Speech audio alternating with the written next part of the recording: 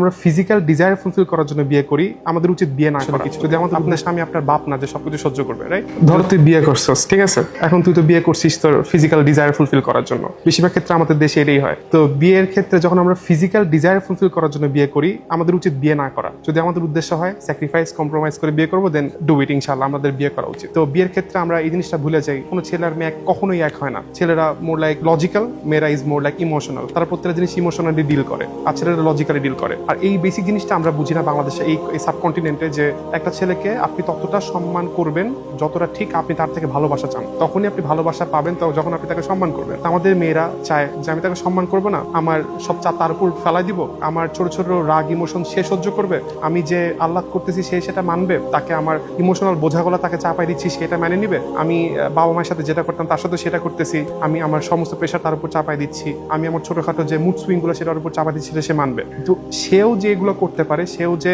একটু বাচ্চামি করতে পারে, এটা আমরা মানতে পারি না। তখন আমরা বলি যে একটা পুরুষ কেন এরকম করতেছে। তো দিন শেষে আপনি তাকে সম্মান করবেন, ভালোবাসা পাবেন, দ্যাটস ইট। এর বাইরে আসলে কিছু নেই। আপনার স্বামী আপনার বাপ না যে সবকিছু সহ্য করবে, রাইট? যদি আপনার স্বামীকে আপনি বাপ চিন্তা করেন, তাহলে আপনার বিয়েই করার দরকার নেই। সে একজন পুরুষ যে আপনার চাহিদা ফুলফিল করতে আসছে, আপনার বাপ একজন পুরুষ যে আপনাকে ছোট থেকে বড় করছে। দুইটা আলাদা, ডিসম্যাচ হবে না। তাই আপনি নিজেও কম্প্রোমাইজ করবেন, স্যাক্রিফাইস করবেন, তাহলে জীবনটা সুন্দর হবে।